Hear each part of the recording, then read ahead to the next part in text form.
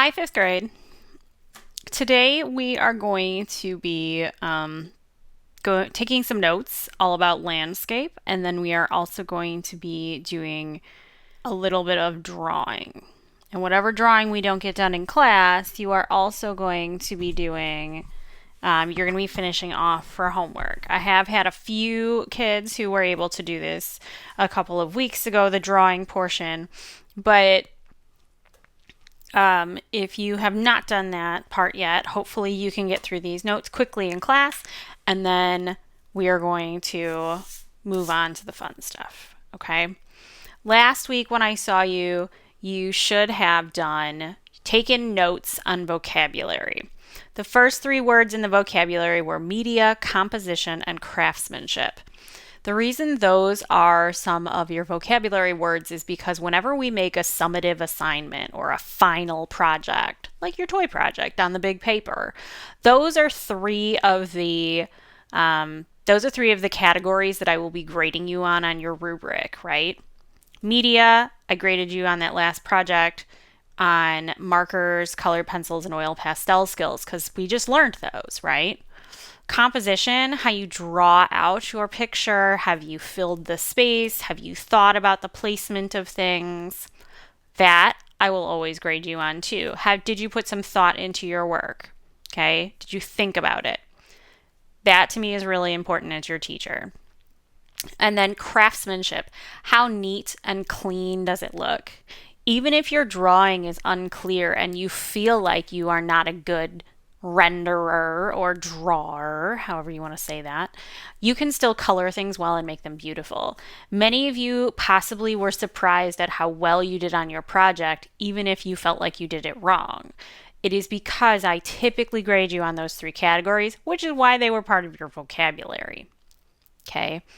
The second half is all about landscape. And this particular project that we're going to start today is going to be a landscape project. But I want you to really understand how landscapes work and how they are laid out in order for you to be successful with the project. Okay. The type of landscape we are going to be doing for our project is an outer space landscape. So just to give you a little bit of a preview, this is an outer space landscape that I have done previously with students. This is mostly watercolor for the sky and then oil pastel for the mountains and the land at the bottom. You are also going to be able to use marker on this project for the individual items that you add to the land, and oil pastel on them if you add them to the sky. Okay, so here's that little preview. This is not what we are drawing in our notebooks today, but this is where we are headed. Okay, so art vocab, great. Hopefully you got to finish that. If not, I highly, highly suggest it because we will be taking some more sort of notes and drawing today, and then we will, hopefully all these ideas will come together in your head about landscapes, and then you will be going to be tested on these words soon in a vocabulary quiz online. Okay, so don't just have these and forget about them. You do want to have them in your sketchbook, read them, study them, and understand. But today, when we put all of our vocabulary words together visually, we're going to do it on a brand new, beautiful page in our sketchbook. So up here in the corner, we're going to work on it landscape, or wide for those of you. That makes sense because we're learning about landscapes. Up in the corner, like I was saying before, I would like you to put the date. So now we are, oh my gosh, in the middle of November of 2020. And so 11/2020, and whatever the date is for the day for you. Okay, and in the middle of this particular page, I want you to draw a rectangle. And I don't want it to be a long, skinny one. I don't want it to be, a like little teeny tiny guy. It should be about the same size as this page. Just give yourself a couple of, like an inch or so on every side so that we can write around the outside. So I'm literally just going to come in a little bit and follow the shape of my page.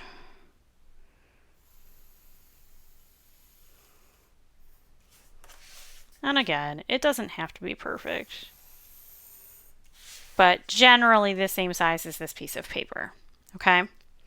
This is the direction landscape when your paper is wide. And we say that because most landscape paintings, drawings, photographs are taken this way. I don't want to say all, because it is very difficult if you are close to something tall, like a mountain or a big old tree, to fit it in landscape. Usually they end up getting cut off. But if you want something tall in there, you can take it the other way and have it still be a landscape. But this is traditional, okay? Up at the top of this page, if you would like to, please label it and write landscape notes.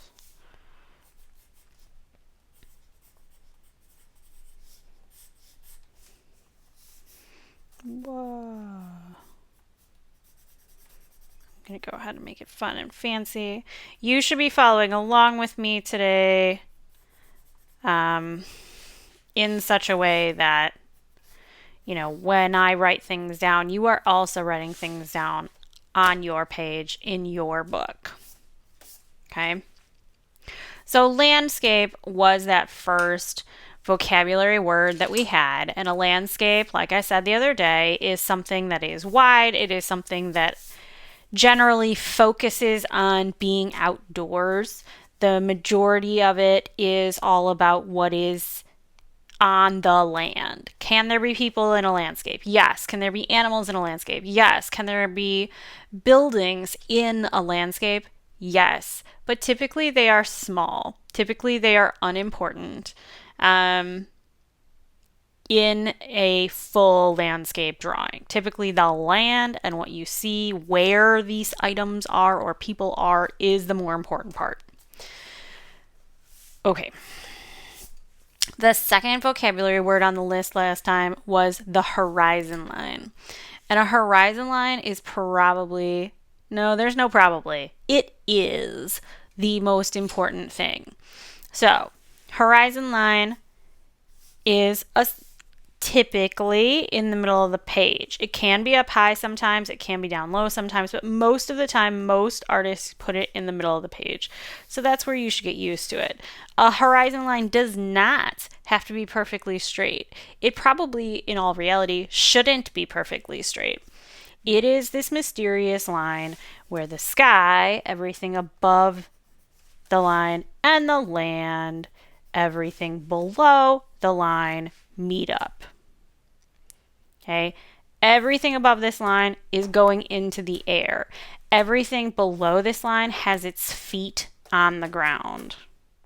Let's just pretend that this eraser is a person, right? If I put this person here, this person is standing on the ground. If I move him up and half of him is above the line, he's still standing on the ground because his feet are below the horizon line.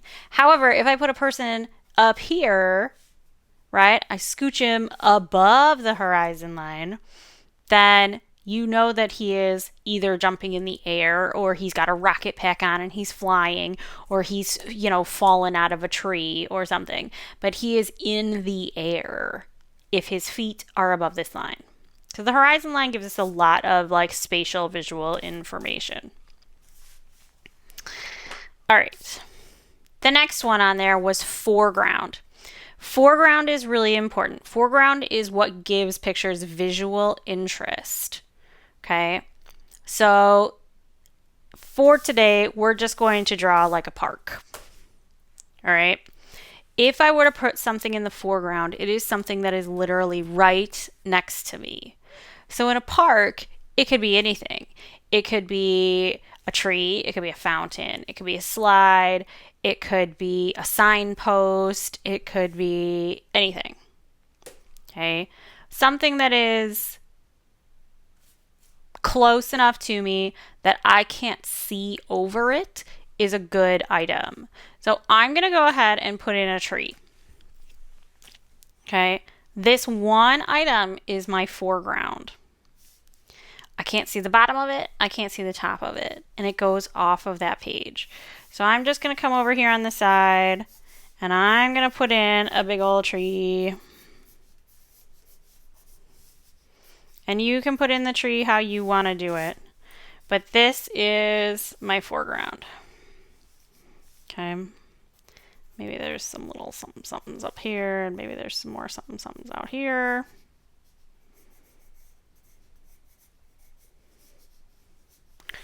And I mean, I could add some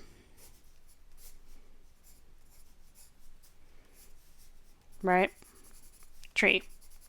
It goes from the top of the page to the bottom of the page because it touches both the top and the bottom and it goes off the page. It is the biggest thing in my picture, and so it is the foreground. Top of page to bottom. Or you could say bottom to top, it doesn't matter. Of page. Ooh. Equals foreground.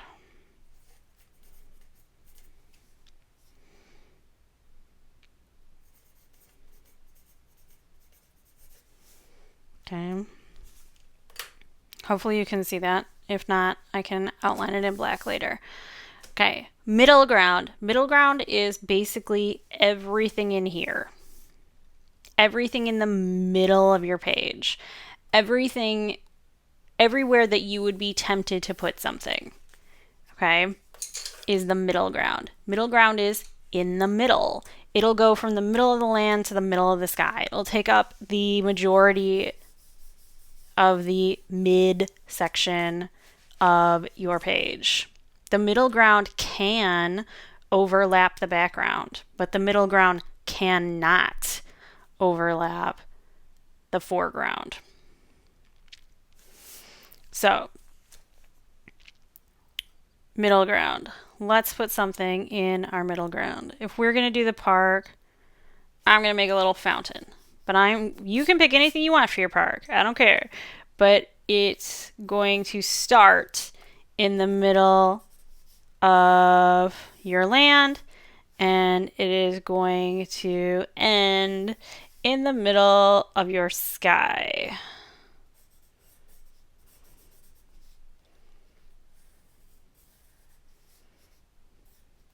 So I'm just drawing a funny little item here. Put some water coming out.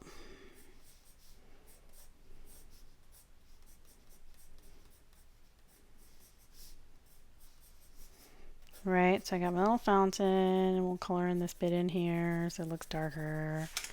And here's the actual water pool down here.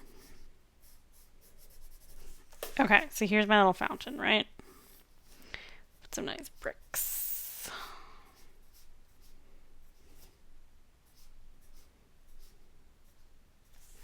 All right, there we go. Middle ground. If I was going to draw a person or a bicycle or the swing set or whatever, it goes in this area. Okay, so foreground, middle ground. Middle ground is in the middle.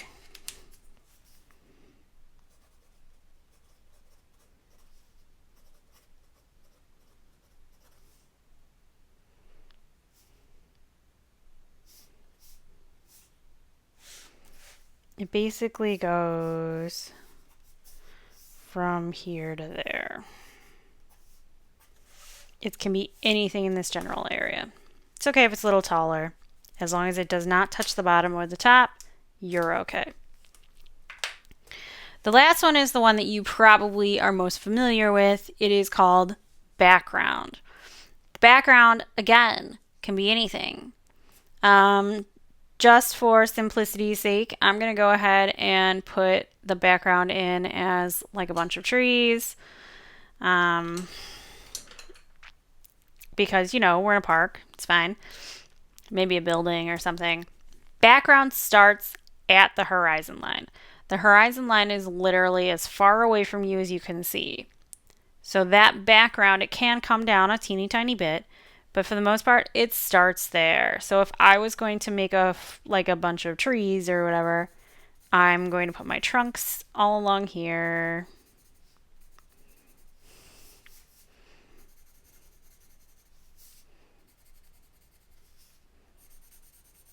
And I'm sticking really close to that horizon line, right?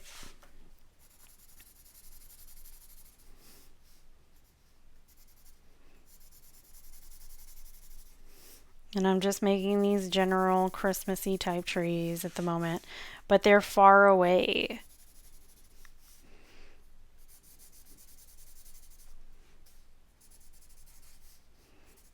They're far away and they're in the background, and you're not really thinking about them. They are back there, away from you. Okay? They don't have to be super amazing and specific. They don't have to be stunningly beautiful. Sometimes a lot of artists use that background area like just to fill in space. And they put stuff in a painterly style. These things back here do not have a whole ton of detail. They're just back there. Okay? So background, put it out here.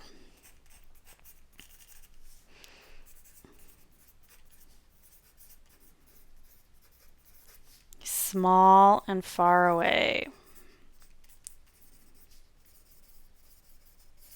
Now, some of these trees are big, right? Like that's a real big tree, which is fine. As long as it doesn't touch the top of the page, it is still considered background.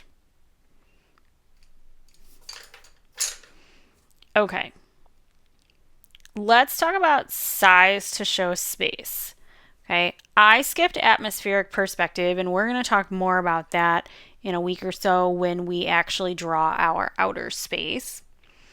But size to show space is very important. And I think some of you may have done this. Okay. You may have done that picture where you have a converging lines or lines that sort of make a triangle that show something going back into outer space, whether outer space, listen to me, back in space, like as if it were a road or it were train tracks or something like that. Okay? What they are trying to show you is size to show space, and things have changing size in space. So, for example, say I were to put a path through this park. Okay, it doesn't have to be straight. I actually suggest that it's not straight because straight ones typically look like either train tracks or roads. But I choose a spot on my horizon line, and that little spot is where it disappears at. That's the vanishing point, and you'll get more into that as a sixth grader when we do perspective. Okay. When you, if you want your path, first you're going to do is just draw it as best as you can, right? And say, okay, that's the path my thing is going to take. This is the path that my little sidewalk or whatever is going to take. Then what I like to do is go along the outside of it. And it's not perfect, but as you go around, the path has to get wider and wider and wider. So it's widest down here, and as it goes back in space, it becomes smaller and smaller and skinnier and skinnier. And by doing that, let's make this a little wider down here. By doing that, by going tiny to big, it helps me see that it's on the ground, it's flat, it's not going randomly up into the sky because I stopped it at the horizon line. And it is it's showing me that it's going back in space.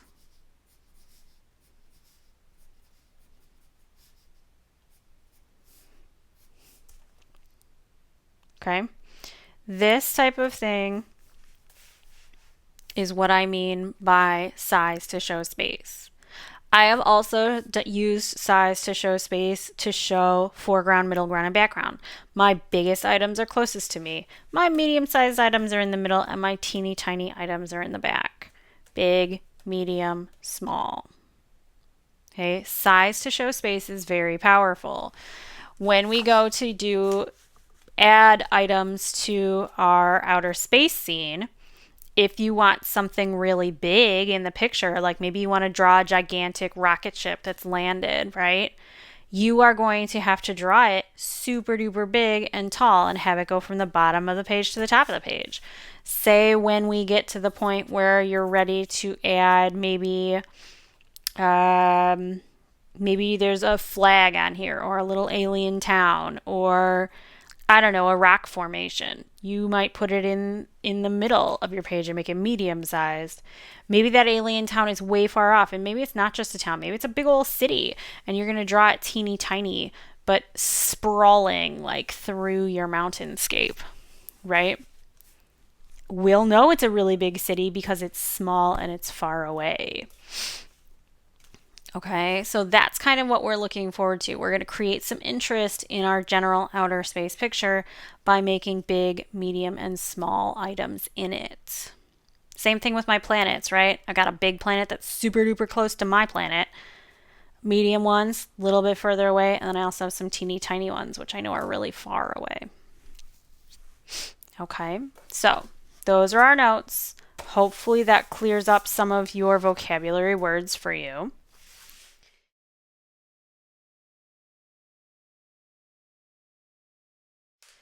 I'm going to leave you here and let you work, and I will see you next time. Bye.